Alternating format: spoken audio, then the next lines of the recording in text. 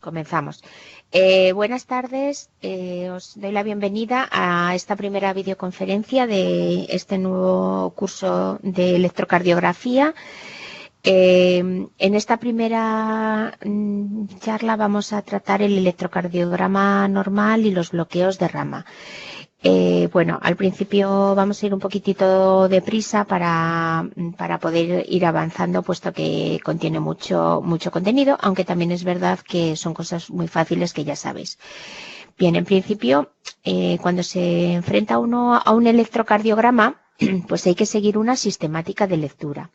Esa sistemática de lectura pues se basa en una serie de puntos que, como tenemos aquí, pues es el ritmo cardíaco, la frecuencia, el cálculo del eje del QRS, y luego ya vamos mirando la onda P, el complejo QRS y los segmentos ST, la onda T, el intervalo QT y la onda U. Entonces, en principio, cuando miramos el ritmo cardíaco, pues hay que mirar primero si todos los QRS de ese electrocardiograma son rítmicos o no. Miramos la distancia para ello de los QRS, viendo que es una distancia similar. Pero no solamente con ello vale para saber si ese electro está en ritmo sinusal, sino que tenemos que ver que delante de cada complejo QRS hay una onda P que es producida por el nodo sinusal.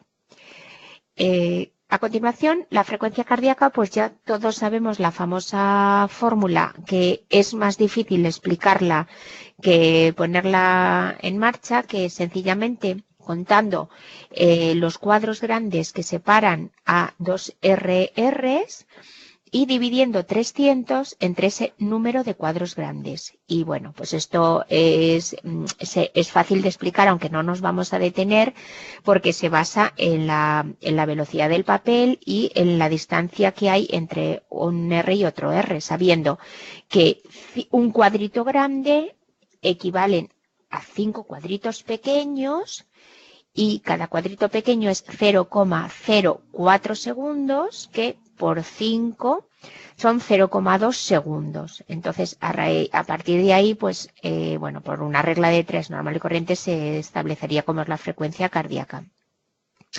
Bien, el cálculo del eje QRS, pues mira, también opino que es más difícil a veces explicarlo que luego cuando ya tienes un poco de práctica y sabes ver el eje. Y también es verdad que cuando yo lo explico aquí, pues es verdad que lo entiende, bueno, que me explico muy mal, me debo explicar muy mal, pero luego lo cierto es que en los ejercicios que hay en el curso, pues todo el mundo sabe calcular el eje eléctrico y entonces poca gente falla. Pero bueno, en principio hay que acordarse siempre de este triángulo de Einthoven, que todo el mundo sabemos, que se establece entre lo que es el brazo izquierdo, el brazo derecho y la pierna izquierda, que viendo aquí entre los dos brazos sería la derivación 1 y que el brazo izquierdo sería positivo, brazo derecho negativo, luego negativo positivo y luego positivo negativo. Estas son las tres derivaciones de 1, de 2 y de 3. Y luego, pues perpendiculares a ellas, pues tenemos las derivaciones AVR, AVL, AVF, con, pues según su positividad, pues aquí tenemos los grados hacia donde está el eje.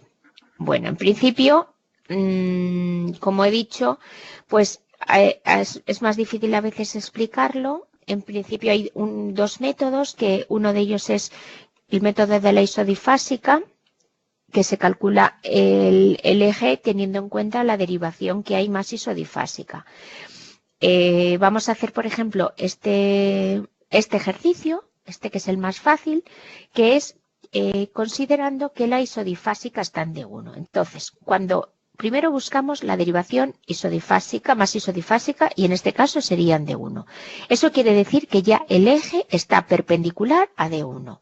Un eje perpendicular a D1 es el que se sitúa entre menos 90 o 90, ¿vale? Porque sería perpendicular a D1. Entonces estaría aquí localizado. ¿Y para dónde está el eje? ¿Hacia menos 90 o hacia más 90? Pues en ese caso lo que miramos es a VF, y como el complejo es fundamentalmente positivo en AVF, pues ese eje estaría situado a más 90 grados. Bien, pues igual que hemos hecho este método con la isodifásica de 1, se haría teniendo en cuenta el resto de las isodifásicas, es decir, buscando la derivación más isodifásica. El eje está perpendicular a esa derivación.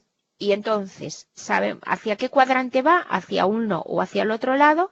Pues tenemos que ver en la derivación donde es la perpendicular si el complejo QRS es positivo o negativo.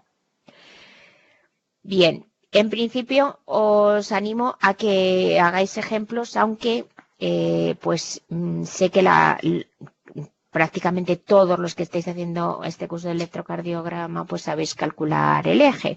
Entonces en esto tampoco nos vamos a detener mucho más. Saber también que si no hay isodifásica, pues basta con mirar en dos derivaciones.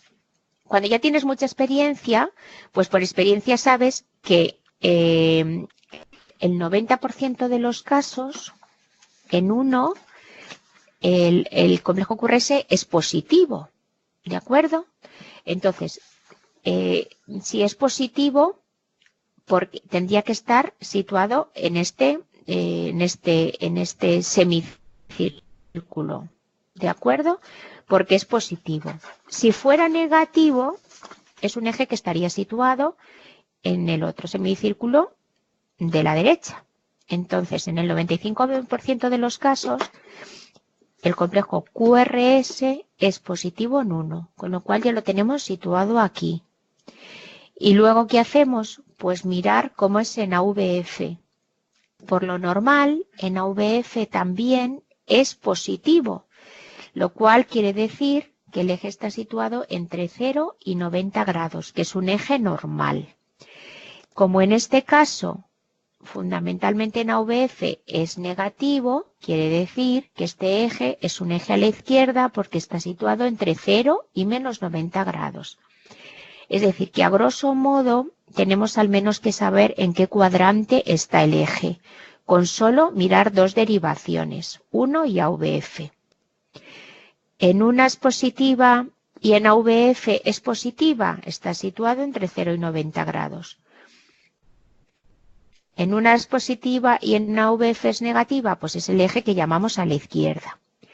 Si, por ejemplo, tuviéramos un hipotético caso en que uno fuera negativo, pues tendría que estar hacia este semicírculo. Entonces, si miráramos en AVF y sale positivo, pues entonces es un eje desviado hacia la derecha. ¿De acuerdo? Bueno, en principio, como luego vamos a ir haciendo más ejemplos, pues ya los iremos viendo, ¿no? Bueno, por ejemplo, en este electrocardiograma, que es un electrocardiograma, bueno, que ya os digo que es normal, pues solamente con mirar en la derivación 1 y ver positivo, y en AVF y ver positivo, pues ya aproximadamente sabemos que este electro tiene un eje que está en ese cuadrante que hemos hablado, entre 0 y 90 grados, por lo cual el eje sería un eje normal. Perdona, Luego ya, ¿sí?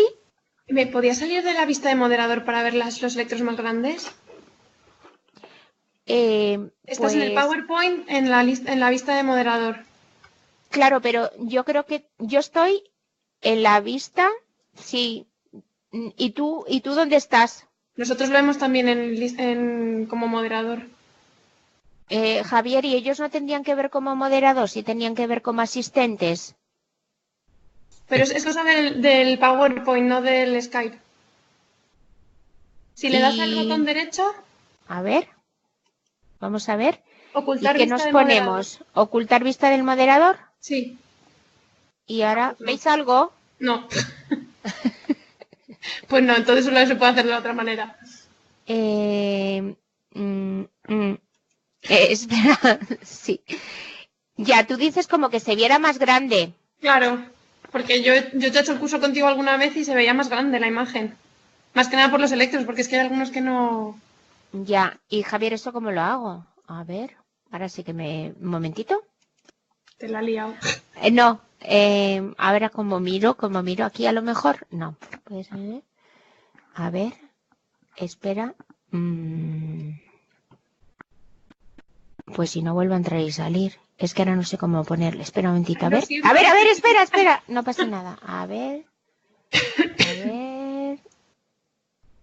¿Y ahora? ¿Ahora ves algo? Sí, ahora sí se vuelve a ver. Se vuelve a ver. Lo voy a poner en grande, a ver. A ver. Es que yo veo... A ver, ¿Lo Ana, ves un poco? es Sí. que lo que estás haciendo es compartir la pantalla, por eso ellas lo ven en ese tamaño, ¿vale? Es lo único que se puede hacer. Lo que puedes hacer es compartir documento, ¿vale? Pero son ya dos cosas distintas. Pero siempre hemos compartido pantalla, Claro. ¿verdad? Sí. Entonces, pues no sé. Tú Para la siguiente videoconferencia, si queréis, podemos ver que tengáis las dos opciones, tanto ver compartir pantalla como que podáis compartir el documento del Pero PowerPoint. si ella comparte la pantalla y lo hace grande, se debería ver, ¿no? Sí, pero ella comparte lo que ella está viendo en su ordenador. Claro, Pues, pero no tiene por qué ser. Bueno, lo siento, eso. es que no quiero molestaros más y pensé que No, era más no, no. fácil. No, sí, está bien. Sí, una cosa es compartir la pantalla y otra el documento entero. Ya. Si queréis, Bueno, para verlo más grande, pues... quitar el diálogo de la izquierda, donde os veis como invitados, y lo veréis un poco más grande. Eh, Os dejo. Pero si ahora le da modo presentación, ¿no se ve grande?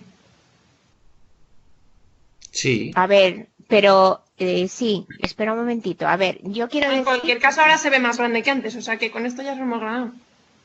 Vale, y a ver, a lo mejor si le doy a este botón, que es como un zoom, ¿ahora?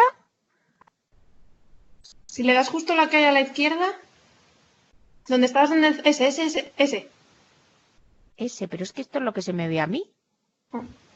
O sea, ¿tú estás viendo solo una grande o pequeñas también? No, sí, lo vemos igual que tú. ¿Con pequeñas a la izquierda? Sí. Claro, y eso lo deberíamos poder quitar, ¿no? O sea, ya sé lo que decís. Pero vamos, que ahora se ve mejor que antes, ¿eh? Pero yo creo que es que que falta un poquito, bueno, así, más o menos. Se ve un poquito más grande, no se ve entero Sí, se ahora, ve mejor, porque lo he pero se ve bajado un mejor que antes, poquito. ¿eh? Así. Vale, pues entonces seguimos aquí. Pues no sé, Gracias. otro día, a ver, no sé, que de informática no sé mucho, pero otro día intento poner toda la pantalla, a ver si se viera mejor. Bueno, seguimos. Entonces, bueno, lo que hemos comentado de este eje eléctrico, que mirando solamente en dos derivaciones, uno y OF, ya sabemos que sería normal. Bueno. A continuación pasamos a analizar cada onda. Tenemos la onda P, el intervalo PR. Entonces, bueno, la duración de la onda P, lo pone en esta diapositiva, tiene que ser menor de 0,10 segundos, que serían 2 cuadritos pequeños y medio, y también con un voltaje máximo de 2 cuadritos y medio pequeños. Suele ser positiva en todas las derivaciones, y excepto en AVR, donde es negativa, y en V1, que puede ser también isodifásica. O sea que nosotros, para ver una P sinusal, pues tenemos que mirar así en todas las derivaciones y ver que la P pues es positiva. Y el intervalo PR pues es desde el inicio, se cuenta desde el inicio de la onda P hasta el inicio de la onda Q, en caso de que hubiera onda Q, o de onda R. Y también el valor es de 0,12 a 0,20, y sabed que en los niños es un poco más corto, puede ser de 0,10, y también a partir de los 65, de los 70 años, más hacia gente mayor, se considera normal que sea un poquito más largo, de 0,22. Bien. Y que sabéis que el alargamiento del PR por encima de 0,20, o si son mayores de 0,22, es lo que se denomina el bloqueo AV de primer grado. Bien, el complejo QRS pues está formado por un conjunto de ondas que representan la despolarización de los ventrículos, y la duración es entre 0,06 segundos y 0,10. 0,10 es lo que serían 2 cuadritos y medio pequeños, y que por encima de 0,10, o sea, ya hablando por ejemplo de 0,12, pues ya tendríamos un bloqueo de rama por un complejo QRS ancho. Dependiendo de la derivación, toma varias morfologías. Entonces aquí tenemos un ejemplo de las distintas morfologías que puede tener el complejo QRS. Por ejemplo, que lo conocemos todos, R pequeña, S, R', pues sería lo que habría en la V1, en la precordial V1, en un bloqueo de rama derecha. Que está aquí al ladito, que es una R pequeña y una S profunda, pues es lo que habría también en la precordial V1 en un electro normal. Complejo, por ejemplo, QS, pues esto podría estar, por ejemplo, en un infarto anteroseptal, porque ha perdido la R primera. Entonces, este complejo QS puede estar en un infarto anteroseptal en V1, V2. Este complejo que vemos aquí con una primera onda profunda, QR, pues podría estar en un infarto inferior en 2, 3 y AVF. Entonces, equivocar esto de las ondas Q pequeñas o siempre que en un complejo QRS hay una mínima onda positiva inicial, es decir, una onda que sea muy chiquitita inicial, eso sería ya una R, por muy pequeña que sea. Y la onda que hay a continuación sería una S. ¿De acuerdo? No una onda Q. Y a veces confundirlas pues es un error frecuente que aunque parezca que es una tontería, pues hay veces que es que, como llamo yo, la pequeñísima R, esa es tan pequeña que a veces decimos pues parece una onda Q, sin embargo hay una pequeñísima R y lo siguiente sería una S. De acuerdo. A continuación, pues mirad, yo insisto mucho en este ejercicio que vamos a pasar a hacer ahora, porque la base de entender el electro anormal, pues es saber cómo es el electro normal. Entonces, este ejercicio, pues lo hago yo siempre en los cursos que damos, que damos para residentes, que damos siempre un curso anual, y entonces les mando sacar un papel y decir que dibujen la morfología del QRS precordiales. Bueno, pues aunque parezca una cosa que es fácil y tonta, pues muy pocas personas me dibujan bien las derivaciones precordiales normales. ¿De acuerdo? Entonces, vamos a pasar a explicarlo y a por qué esas derivaciones precordiales tienen esa morfología. Entonces, mirad, en la despolarización de los ventrículos, pues hay 3 vectores. El primer vector, o sea, lo primero que ocurre cuando el impulso pues atraviesa el tabique es una despolarización del tabique que va de izquierda a derecha. Con lo cual, este vector se vería como este vector aquí verde, de izquierda a derecha. Lo segundo que ocurriría sería la despolarización a la vez de los ventrículos. Como tenemos el ventrículo derecho y el ventrículo izquierdo, pero el ventrículo izquierdo es más grueso y tiene más fuerza, digamos, que el derecho, pues este vector, este vector anula y entonces esta despolarización va hacia la izquierda. Y finalmente tenemos la despolarización de las bases de los ventrículos, que es este vector 3. De acuerdo. Entonces, si miramos a una persona que está tumbada y nosotros la estamos mirando de frente, de forma que esto es izquierdo y esto es derecho, pues yo pongo V1, lo pongo en esta parte derecha, ¿no? V1, V2, V3, siguiendo los espacios intercostales. V5, V4, V5 y V6 hacia la sila. Bueno, pues si yo soy V1, que sería la precordial V1, pues como lo primero que hay es la despolarización del tabique, pues hay esta pequeña onda R, que es del vector 1. Y lo siguiente que ocurre en V1 es la despolarización del ventrículo izquierdo, que es el predominante, y entonces como se aleja, pues aparece esta onda S. Por eso, de V1 a V2 y a V3, las derivaciones precordiales tienen una morfología de RS. El vector 3 se queda anulado y tampoco se ve en estas derivaciones precordiales. Es decir, una RS de forma que va aumentando la R y va disminuyendo la S a medida que nos acercamos hacia V3. ¿Qué pasaría en V6? Pues si yo estoy aquí en V6, pues lo primero que ocurre es la despolarización del tabique y este vector se aleja, con lo cual tenemos lo que yo llamo la famosa mini Q, que es normal en V6 y yo la llamo mini Q porque es una Q que no es patológica, sino que es una Q que es normal y que responde a la despolarización del tabique. Esta mini Q es la que casi nadie me dibuja en los electros. Lo siguiente es el vector de despolarización del ventrículo, de los ventrículos, que sería una onda R alta, porque se acerca a mí, y finalmente la despolarización de las bases, pues también aparecería como una S pequeñita. Y esto es como sería el complejo normal en V6, mini Q RS. En V5 sería, bueno, pues parecido y en V4 también parecido. O sea que las tres primeras son parecidas a esta y las tres últimas son parecidas a este. ¿Qué es lo que estamos representando aquí? Las tres primeras, V1, V2, V3, va creciendo R y disminuyendo S y ya en 4 aparece esa mini Q porque ya el tabique se nos está alejando, RS.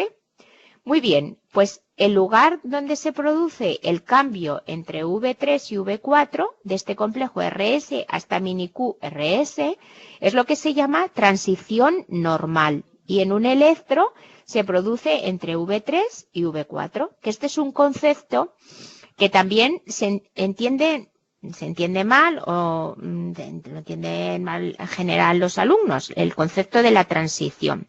Que esta sería la transición normal y luego tenemos una transición precoz, que es cuando este cambio se efectuaría en V2, o una transición tardía, que es cuando el complejo QRS sigue teniendo esta misma morfología de las derechas hasta las precordiales izquierdas. O sea, transición normal, transición precoz y transición tardía, y que suelen corresponder con crecimientos de los ventrículos. ¿De acuerdo? Entonces, bueno, pues este nuevo concepto. Entonces aquí lo tenemos, lo que llamamos la transición normal, que es el ejemplo que hemos dicho antes. Y aquí tenemos lo que estábamos diciendo, los conceptos estos de transición tardía, porque esto es como si siguiera el complejo RS a lo largo de todas las derivaciones, y transición precoz, ¿no? Cuando aparece en V2. Bueno, pues estos bien unido a estos conceptos que se llaman destrorotación y o rotación horaria y levorotación o rotación antihoraria, y que va a depender, que es como si metiéramos, como yo digo, perdón por la expresión, el corazón como en un pincho moruno, lo cogiéramos desde el ápice y le giráramos para que fuera o bien hacia rotación horaria azul o bien rotación antihoraria roja. Y esto depende de los crecimientos o de la hipertrofia de los ventrículos. Es fácil de entender. Si tenemos hipertrofia ventricular derecha es como si fuera una rotación horaria, porque predomina hacia el derecho y es como si se rotara hacia lo azul, y si hay un crecimiento, una hipertrofia grande del ventrículo izquierdo, pues teníamos una rotación, levorotación o rotación antihoraria. No tiene más cosa. Es verdad que esto ya son cosas bastante puntillosas de los electros, el decir transición normal, transición precoz, transición tardía, y en imaginar por qué se produce esa transición. Pero bueno, como estamos en un curso avanzado, un poquito más avanzado, pues también estos conceptos los tenemos que explicar.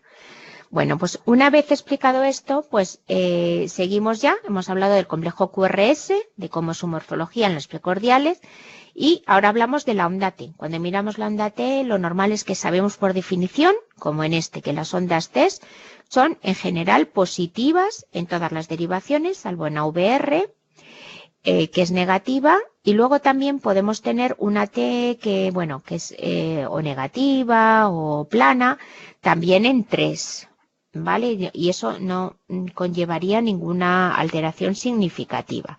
Y luego, bueno, pues el segmento ST, pues decir que el segmento suele ser isoeléctrico, y esto es lo que marca eso de los síndromes coronarios agudos con elevación del ST ascendido o descenso del ST, también en casos de, pues por ejemplo, angina inestable o en las pruebas de esfuerzo. Este es el segmento ST del que hablamos cuando nos referimos a esos otros conceptos.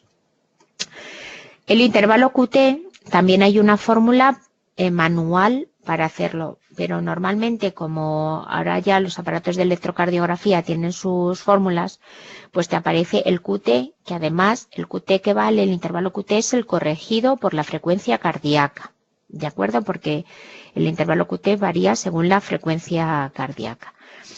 Y, por ejemplo, en este caso, que os voy a dejar esta diapositiva aquí un poquito, pues, cómo se hace manualmente, pues luego si es mayor de 0,440 o 440 milisegundos es cuando hablamos de un QT alargado.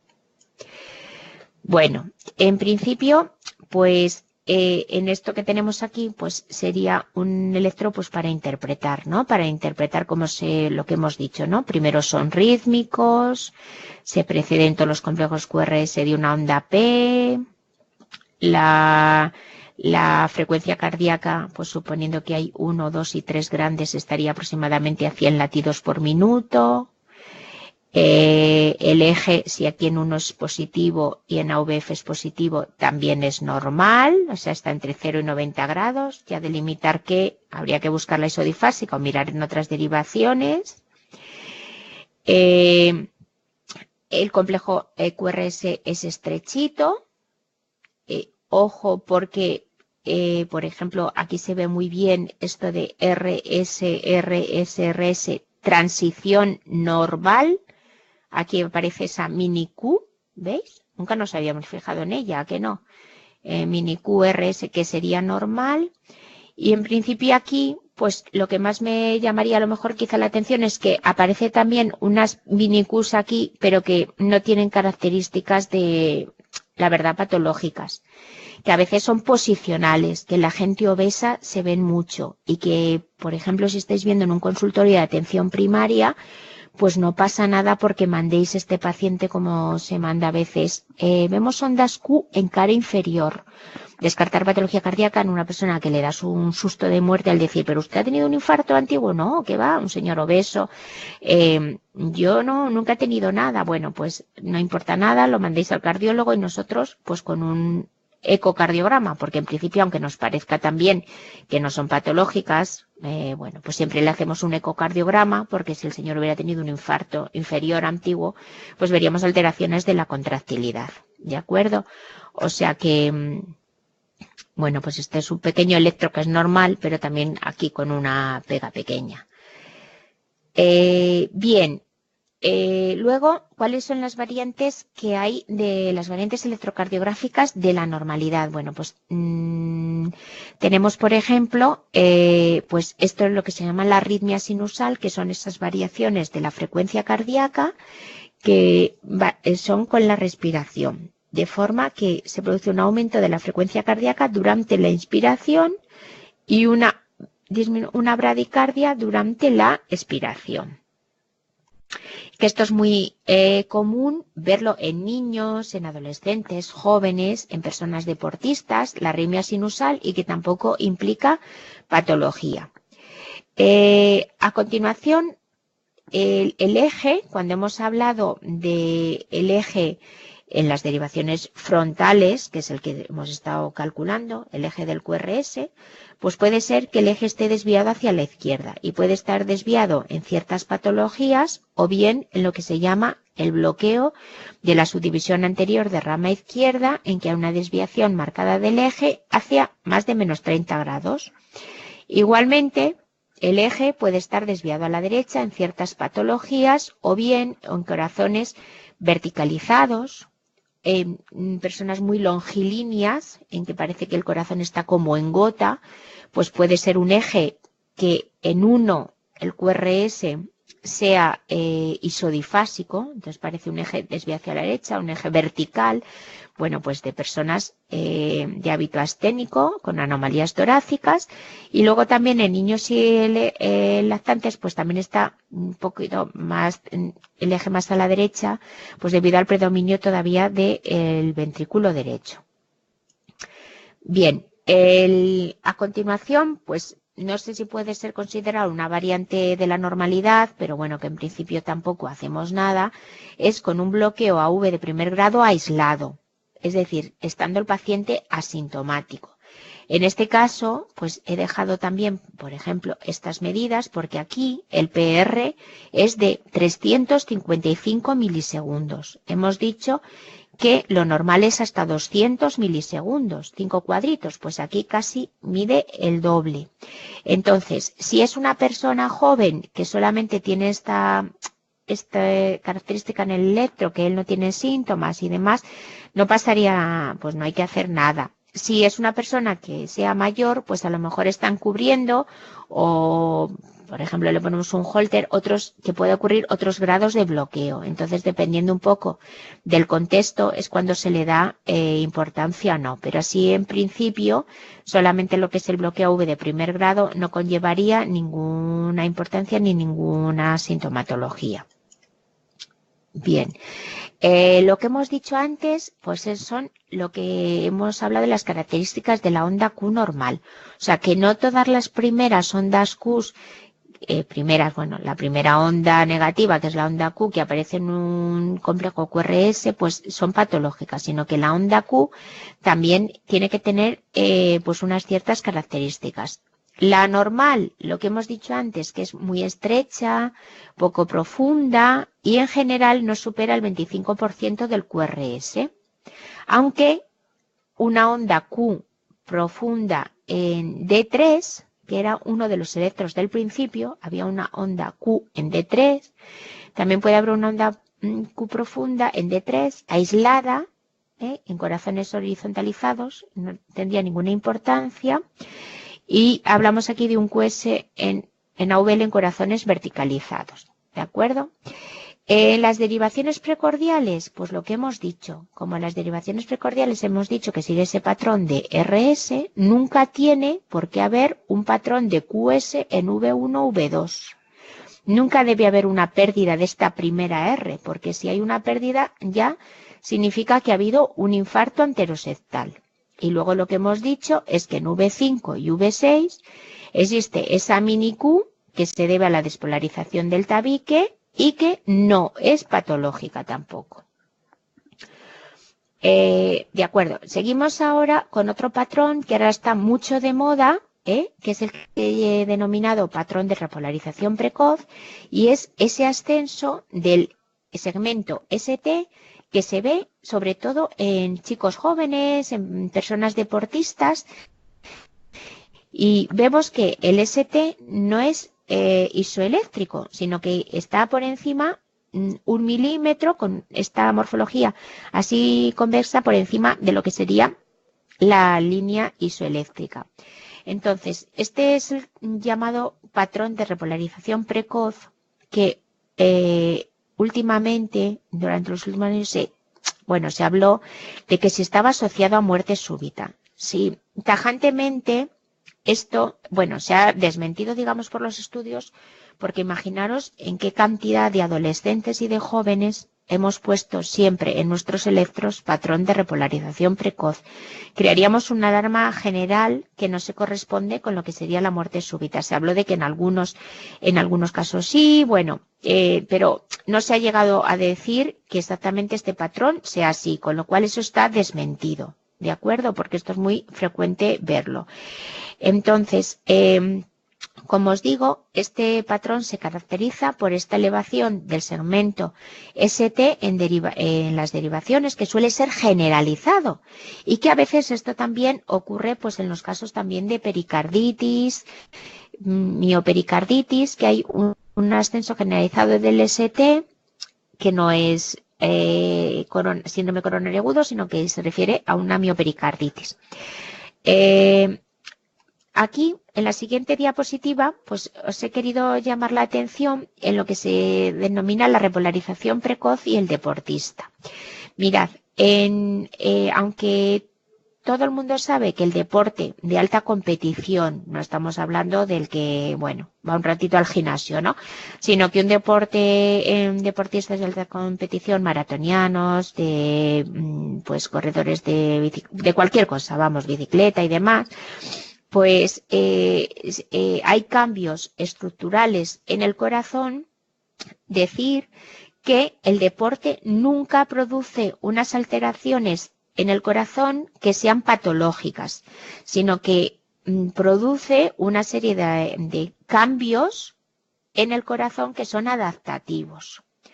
Por eso, cuando vemos el electro de un deportista, pues las ondas test de precordiales tienen que ser positivas, con ese patrón de repolarización precoz, con esta elevación del segmento ST, de acuerdo. Pero nunca, o si las vemos, hay que hacer un estudio más profundo, las ondas test en precordiales son negativas, ni profundas, ni están invertidas, ni nada de nada. ¿De acuerdo? ¿Y dónde vamos a hacer una excepción? Vamos a hacer una excepción en los deportistas de color, los de origen afroamericano. En esos deportistas es normal que su repolarización en V2 o V3 pueda ser como esta que vemos, lo cual así a priori como que nos llama la atención y decimos a ver si tiene patología. Bueno, pues en los afroamericanos es normal este patrón de repolarización precoz. Ojo, nunca pasaría esta onda T a V4, V5, V6, esta onda T negativa. Si pasara es cuando también hay que estudiarlo. Aquí, esta figura, como es tan chula, es que siempre la pongo aquí, pues dice, diferentes patrones de repolarización precoz en dos atletas sanos. En este tenemos el patrón con elevación del segmento ST y con su concavidad hacia arriba, hacia donde se ve la flecha, con una onda T que es positiva, y aquí tenemos en este, pues un patrón de elevación del segmento ST, pues con una convexidad y una onda T negativa. Y esto que hemos dicho, pues es un patrón también normal, pero en gente de color.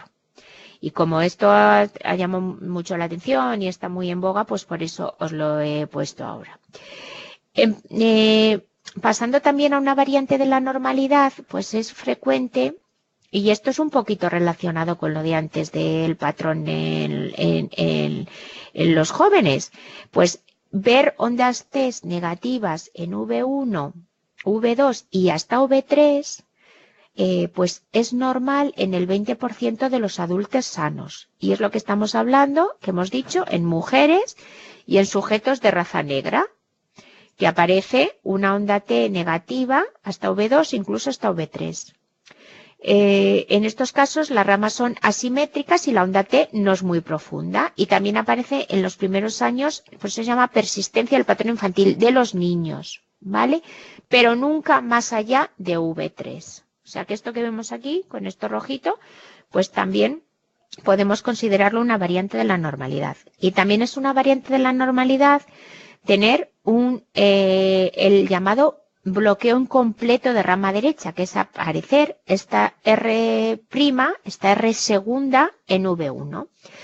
El complejo QRS no está ensanchado, mide como mucho 0,12 segundos, o sea, como tres cuadritos, no supone patología de base, y esto es muy curioso porque pues hace poco había a una adolescente de unos 14-15 años que le habían hecho un electro en su centro de salud y ponía, bueno, interpretado, se veía este bloqueo incompleto de rama derecha. Entonces, pues nada, pues vamos a verla, le hacemos un electro en la consulta y ya no lo tiene. Y entonces no lo tiene porque ocasionalmente desaparece simplemente bajando los electrodos de las derivaciones V1, V2, 1 o 2 espacios intercostales. Es decir, que es un poco posicional de los electrodos. Y la niña no tenía nada, tenía un electrodo normal, ¿de acuerdo? Pero esto, aunque apareciese, también es una variante de la normalidad.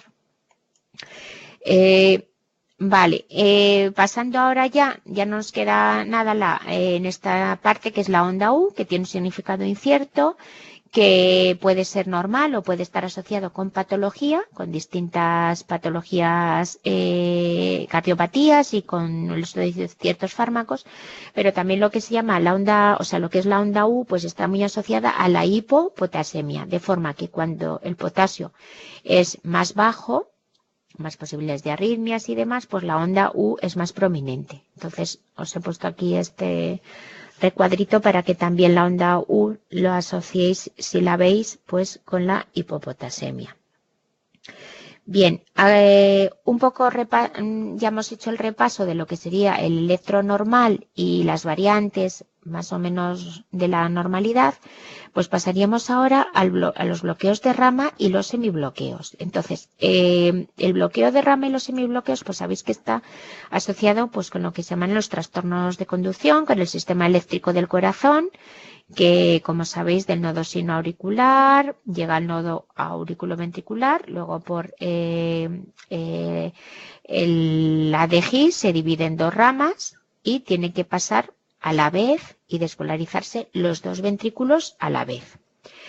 Bien, aquí hay también un poquito por saber por dónde va el impulso a la vez que hacemos un electrocardiograma, que empieza el impulso aquí, que es el nodo sinusal, se conduce hasta la aurícula y luego ya pues aparecería la onda P de contracción auricular. Siempre sabéis que va antes el impulso eléctrico que el fenómeno, que el fenómeno de la contráctil, que el fenómeno de la contracción. Entonces va primero el impulso, luego aparecen ya las distintas ondas y así pues se va remarcando el complejo QRS. Bien, esto vuelve a ser una repetición de lo que hemos dicho para recordar operaciones precordiales, como sería la normalidad. Este sería un eje normal donde se ve esa progresión RS, RS, R más alta. Aquí ya tendría que haber una mini Q, que sí que hay, una mini QR, ¿de acuerdo? Y aquí tenemos ya lo que sería el bloqueo de rama derecha. Entonces, el bloqueo de rama derecha se puede entender muy bien si nos acordamos de los vectores que hemos dicho antes. Entonces, teníamos el primer vector 1, el vector 2 de los ventrículos, vector 3 de base. Como ahora lo que hay es un bloqueo de rama derecha, pues entonces el impulso va a empezar igual en el tabique de izquierda a derecha. Con lo cual, la primera parte, solamente hace falta mirar en V1 y en V6. La primera parte del complejo QRS es igual que la de un complejo normal. En el bloqueo de rama derecha, la primera parte, o sea, lo que hemos dicho en V1 RS, pues, y en V6 mini QR, ¿vale? Sería igual que la de un complejo normal. ¿Qué pasa? Que al estar bloqueado la rama derecha, primero se despolariza todo el ventrículo izquierdo y de aquí ya pasa a la derecha. Bueno, aparte de que se ensancha el complejo QRS porque tarda mucho más, pues esta segunda R' aquí, o esta S muy profunda y ancha en V6, pues es la despolarización del ventrículo derecho. Ahora, luego vamos a poner un ejemplo con todo. Entonces, el bloqueo de rama derecha vale con mirarlo en V1 y en V6, con aparición de una segunda R en V1 y en V6 una onda S profunda y ancha. Luego sí que hay verdaderas listas de cómo serían, listas que yo todavía no me he aprendido, y como yo le digo en los de cuando hago el curso, a estas edades de la vida no me voy a aprender las listas de cómo son los bloqueos. Pero he descubierto que solamente con saberme estos conceptos que voy a hacer, que voy a deciros, no se me pasa ni un bloqueo de rama derecha, ni un bloqueo de rama izquierda, ni un hemibloqueo, ¿de acuerdo? Entonces, una vez que ya sabemos el bloqueo de rama derecha, vamos a pasar al bloqueo de rama izquierda. ¿Qué pasa con el bloqueo de rama izquierda? Pues el bloqueo de rama izquierda, como lo que está bloqueada es la rama izquierda, pues ni siquiera el primer vector de activación, o sea, de despolarización del tabique no existe.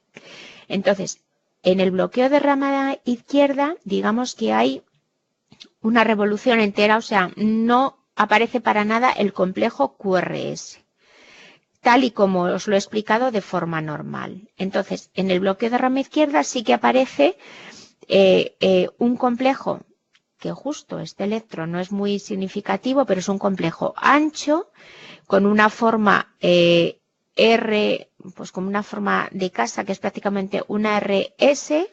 Bueno, perdonadme un segundo. Este sigue siendo el bloqueo de rama derecha, que es otro ejemplo que os he puesto antes, RSR', que me pensaba que la diapositiva. Este sigue siendo un bloqueo de rama derecha, RSR' y con R en V6, S profunda, ¿vale? Es que no me he saltado de diapositivas. Esto es otro ejemplo del bloqueo de rama derecha, como hemos dicho antes, ¿vale? R, S, R y luego en V6, pues la R y la S profunda. Y estas son las características que hemos dicho del bloqueo de rama derecha, un QRS ancho y con esa morfología que todos podéis decir V1, V2, pues tiene forma de M o R segunda, bueno, como queráis llamarlos, pero lo que hay es que la RS se mantiene y luego aparece una segunda R'. Y que saber que el bloqueo de rama derecha puede verse en personas sanas, ¿de acuerdo? Que se puede ver en personas sanas, aunque hay ciertas patologías que se relacionan con el bloqueo de rama derecha. Por ejemplo, una de las características es la comunicación interauricular.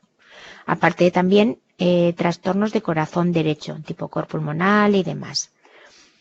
Esto es otro ejemplo de un bloqueo de rama derecha, donde tenemos R', S y una segunda R. Esto es una segunda R, ¿vale? Porque la R pequeña y la S iniciales son estas. Y aquí tenemos la mini Q, la R y la S profunda. Otro bloqueo de rama derecha. ¿Vale? Y este otro ejemplo que hay aquí, pues,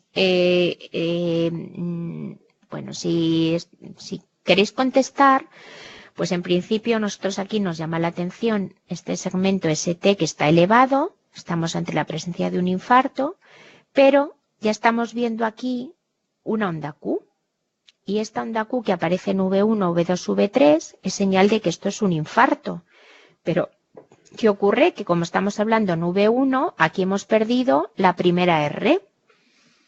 Si hemos perdido la primera R, esto es una R segunda. Entonces esto es un bloqueo de rama derecha, pero una necrosis anterior, vamos, un infarto anterior en fase subaguda, porque tiene elevación todavía persistente del segmento ST, con unas ondas Q de unas 12 horas de evolución, pero en el seno de un bloqueo de rama derecha, que esto a veces no se nos escapa. Y si somos estrictos, pues hay que decir, este señor está teniendo un infarto subagudo, un infarto agudo, unas varias de 12 horas de evolución, en presencia de un bloqueo de rama derecha. Bueno, pues ahora ya pasamos, que es lo que os estaba contando antes. Me he liado un poco, hemos hablado del bloqueo de rama derecha y ahora ya, una vez que hemos hablado de todo el bloqueo de rama derecha, pasamos al bloqueo de rama de izquierda. Antes es que en el bloqueo de rama izquierda, pues lo que está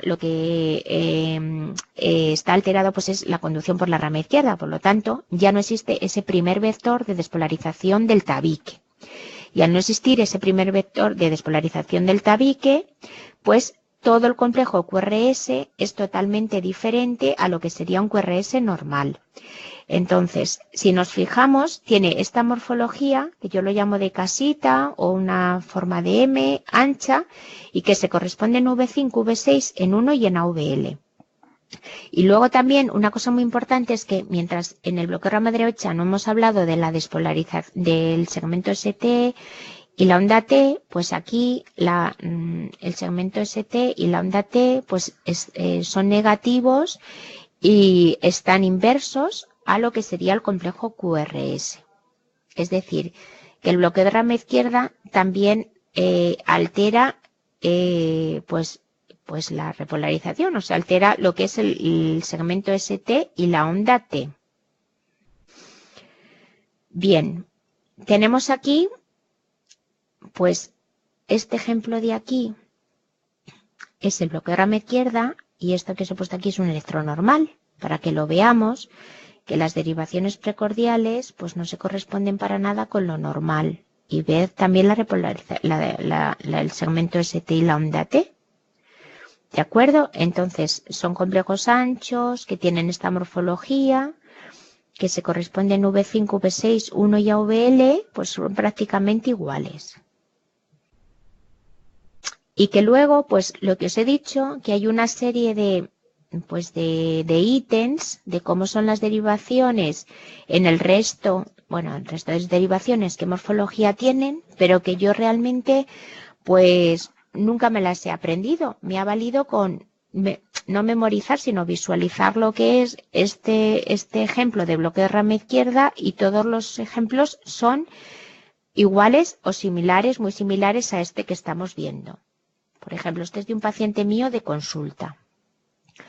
Pues cuando yo abordo este electro, pues lo primero que veo son que el complejo QRS es ancho, que lo que serían V5, V6, 1 y AVL no tiene esa morfología que decimos, que tiene esa morfología como de casa, digamos, no sé, de M, de W invertida, como la queréis llamar, que no se precede aquí ni de una onda Q, que aquí es muy similar en los 4 sitios, y que se acompaña de una onda T y un segmento ST que es negativo. Vale, y entonces ahora tenemos aquí pues este compendio que se ve clarísimo de cómo son las derivaciones normales y en caso de bloqueo rama derecha y bloqueo rama izquierda. Pues mirad, como ya hemos dicho hasta la enésima vez, que en V1 hay una RS, en V6 está la mini QR, en el bloqueo de rama derecha la primera parte del complejo se mantiene igual y hay una segunda parte que es la R' en V1 y una S profunda en V6, y en el bloqueo de rama izquierda pues las derivaciones son totalmente diferentes a las normales, con esta forma de casa en V6, que es V5, 1 y AVL igual, y en estas segmento ST y onda T negativa. Y esto sería en V1, igual que esta, pero invertida. Bueno, bien, pues hasta aquí la cosa más o menos se puede abordar. El tema es cuando ya luego empezamos a combinar los bloqueos y luego hablamos de los semibloqueos. Los semibloqueos tenemos el bloqueo de la subdivisión anterior de rama izquierda. Vale, entonces, ¿cómo distingo yo el bloqueo de la subdivisión anterior de rama izquierda? Bueno, pues en el bloqueo de la subdivisión anterior de rama izquierda tenemos un eje que es muy negativo, que es, vamos a poner, a menos 45, menos 60, menos 75 grados. Entonces, al existir este eje tan negativo, tan izquierdo, vamos a decir, pues aparece una serie de cambios en la morfología de las derivaciones. Entonces, bueno, pues hay una serie de ítems que realmente, pues no sé si os lo habéis aprendido de memoria o no, pero lo que sí me habéis enseñado, pues los que cuando daba los cursos de residentes, es a la famosa regla mnemotécnica, que yo no me sabía hasta que no empecé a hacerlos, porque yo me sabía los electros pues más bien visualizados. Entonces esta famosa regla mnemotécnica, que es la de PNN da pena, que creo que todo el mundo la sabéis, y que eso significa pues la P de positiva, la de PN negativa, PNN negativa, da porque da igual, pena positiva, y la N de na negativa. Esta regla mnemotécnica está hablando de hacia dónde van las derivaciones, o sea, el complejo QRS, pero que si nosotros miramos esto y decimos, y os pregunto, ¿qué eje, hacia dónde está este eje? Bueno, pues al mirar en D1 que es positivo y en AVF negativo, pues este eje estaría muy a la izquierda. Si luego miramos en AVR, cuanto más positivo en AVR es, más a la izquierda está el eje, más alto, más cerca de menos 90. Entonces esto corresponde a un bloqueo de la subdivisión anterior de rama izquierda. La cuestión es que con regla mnemotécnica o sin regla mnemotécnica hay que saber distinguir los semibloqueos anteriores izquierdos. No me importa tanto luego mirar las precordiales, ¿vale? Que también las precordiales en el bloqueo tienen una forma determinada, pero sabiendo solamente en las frontales cómo van las derivaciones, llegamos a diagnosticar el hemibloqueo anterior izquierda. De acuerdo. Entonces, lo que hemos dicho, hay una serie de ítems que unos se los pueden saber, aunque yo creo que también la mayoría emplea la regla mnemotécnica, pues que dice, en el hemibloqueo anterior izquierdo, la onda 2, 3 y AVF tienen una onda R que sigue de una S profunda. Mirar, 2, 3 y AVF. Es un complejo RS. Pues claro, es un complejo RS profundo, porque si no, no habría eje a la izquierda. ¿De acuerdo? O sea, que es que los ítems que te dicen en el hemibloqueo anterior izquierda es como si dijéramos poner en palabras lo que ocurre cuando hay un eje izquierdo. Por eso yo nunca me los he aprendido. Yo los he mirado, ¿vale? Los he visto en los electros. Pero repito, el que para estar más seguros se aprenda la regla, pues seguimos igual. En 2, 3 y AVF me está diciendo que el complejo es PNN, negativo, negativo, da, positivo, negativo. ¿De acuerdo?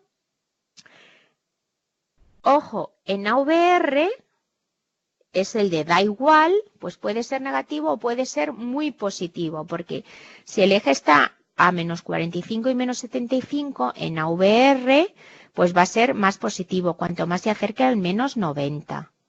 Entonces, cuanto más cerca de menos 90 está, es más semibloqueo anterior izquierdo. Es decir, que los ejes que están a menos 30, pues también se puede poner eje izquierdo, considerar hemibloqueo anterior izquierdo.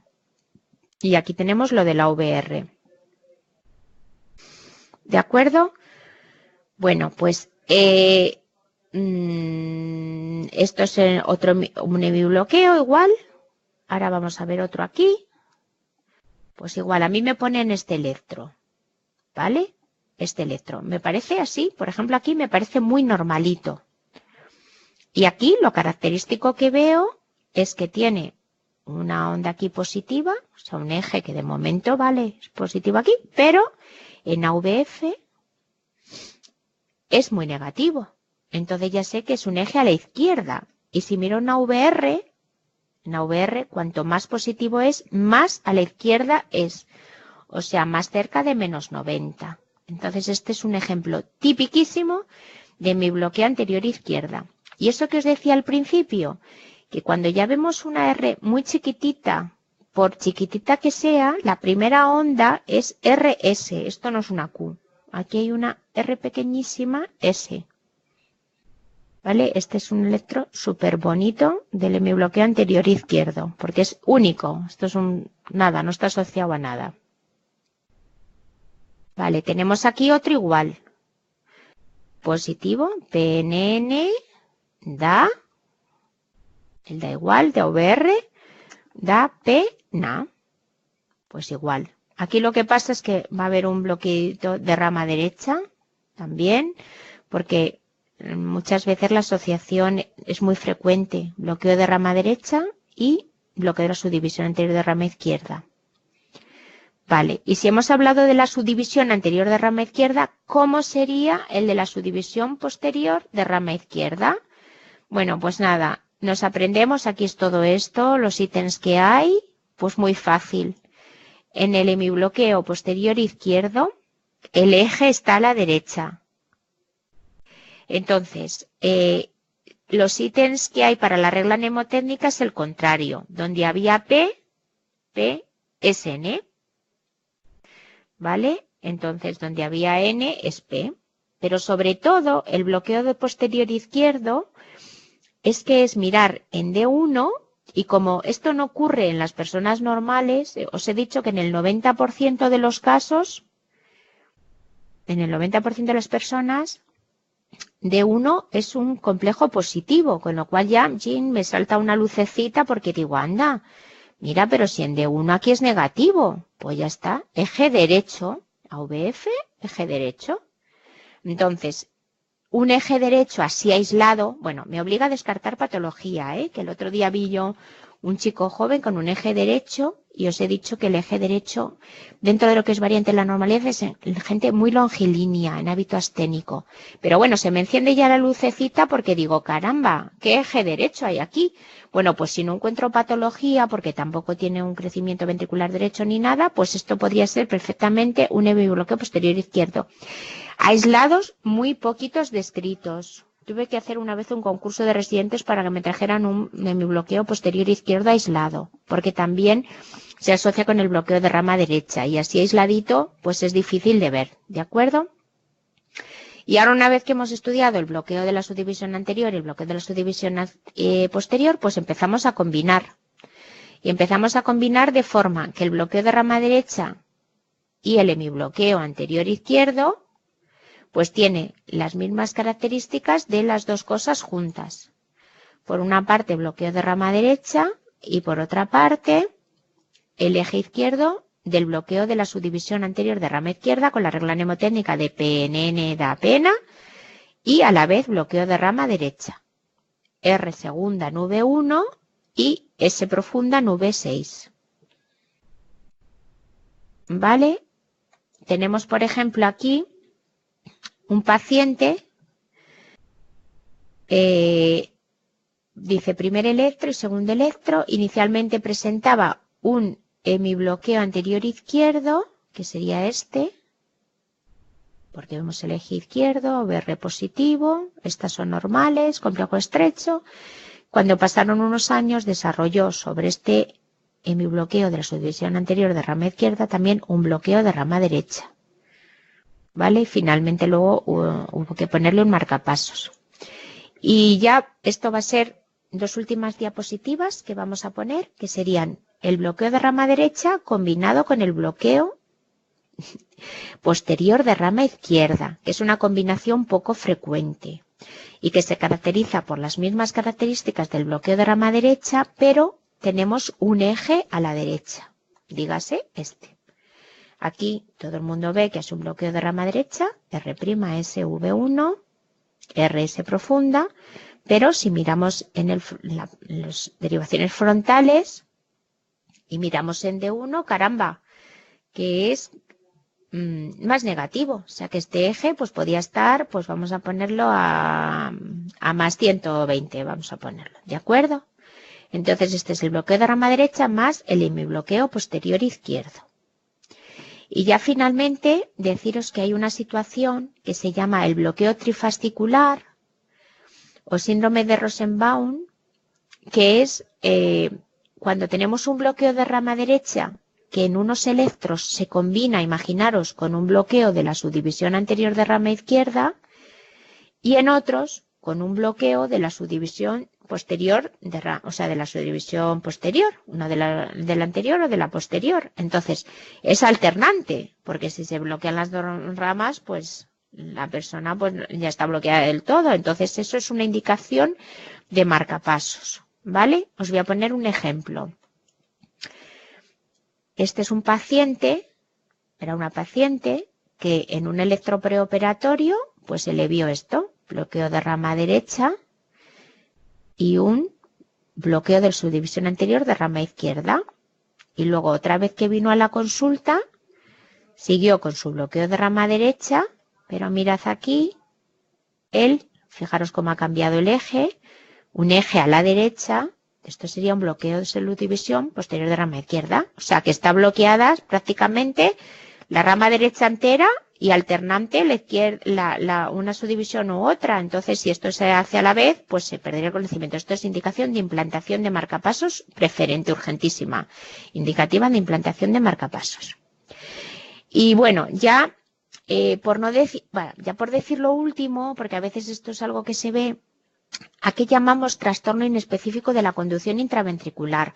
Pues este trastorno ocurre cuando hay un QRS que es ancho, pero que no se corresponde ni a rama derecha ni a rama izquierda. Entonces, cuando no se corresponde suele ser pacientes con miocardiopatía dilatada, o sea, como que tiene características de las dos cosas, pero no lo acoplamos en ninguno de los dos. Pues entonces decimos así, ampliamente, en genérico, es un trastorno inespecífico de la conducción intraventricular. ¿Vale? Dice que se asemeja a un bloqueo de rama izquierda, con una desviación, pero bueno, que no suele tener exactamente las mismas características de uno o de otro. ¿De acuerdo? Y esto es lo que llamamos trastorno de conducción intraventricular. Y bueno, pues nada, ya hemos acabado aquí esta clase como es así de muchos conceptos, pues puede ser un poco al final dificililla, pero bueno, si os repaséis las cosas y la volvéis a oír, pues yo creo que en el fondo pues la acabaréis dominando también. Y nada, cualquier pregunta, cualquier duda, también me las podéis hacer, bueno, pues ahora alguna cosita o si no por el mensaje, los que están conectados. Que al final no sé si se ha llegado a ver bien los electros. Sí, mejor. Bueno, a ver si el próximo día puedo hacer una pantalla, o sea, ponerlo como una pantalla más grande y a ver si puede ser, ¿vale? Muy bien, gracias. Bueno, muchas gracias. Muchísimas gracias a vosotros por haberos conectado y ya quedará colgada también para que la podáis ver otra vez, ¿de acuerdo? Pues nada, hasta la próxima que os espero para hablar de los bloqueos y de las arritmias supraventriculares, también ahí condensadito. Pues un abrazo.